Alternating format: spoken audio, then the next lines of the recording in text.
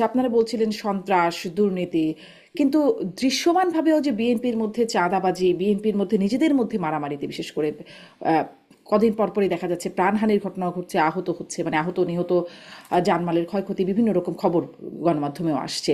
এই দৃশ্যমান শক্তির বিরুদ্ধে আপনারা কি করছেন, মানে আপনাদের ভেতরের শক্তি যারা?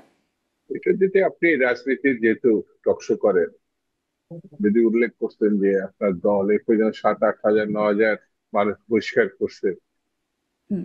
তো এটা তো একটা শুভ পদক্ষেপ। কিন্তু আপনি যখন আবার বিএনপির কাছাকাছি না হবেন, তখন শুভটা বাদ দিয়ে আপনি অভিযোগটা উত্থাপন করবেন যে বিএনপি একটা ভয়ঙ্কর ক্ষতি করে দিয়েছে, অর্থাৎ চাঁদাবাজি।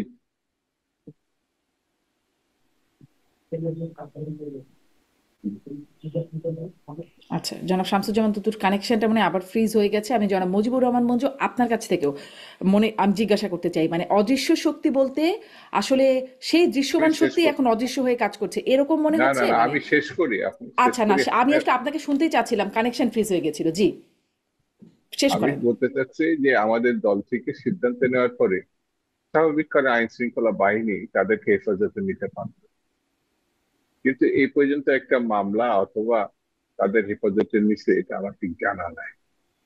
তো এই প্রশাসন স্বাভাবিক কারণে প্রশ্নের মুখোমুখি করা যায়। এই আইন শৃঙ্খলা বাহিনীও মানে মোটা দাগে না, একেবারে যেসব ঘটনাগুলো ঘটছে খুবই ঠান্ডা ভাবে তারা সেটা পাশ কাটিয়ে চলে গেছে। হুম। তো আমি অদৃশ্য বলবো না, দৃশ্য তো মানে কার্যকর ভূমিকা থেকে বর্তমান সরকার আইন শৃঙ্খলার প্রশ্নে বা মারামারির প্রশ্নে, সন্ত্রাসের প্রশ্নে একটা সরাসরি বলা যায় যে যেটা আমরা প্রত্যাশা করেছিলাম তার সঙ্গে মেলে না। এখানে দৃশ্য অদৃশ্যের ব্যাপার নেই, ওই কাজগুলো করলে পরিস্থিতি আরো উন্নতি হবে।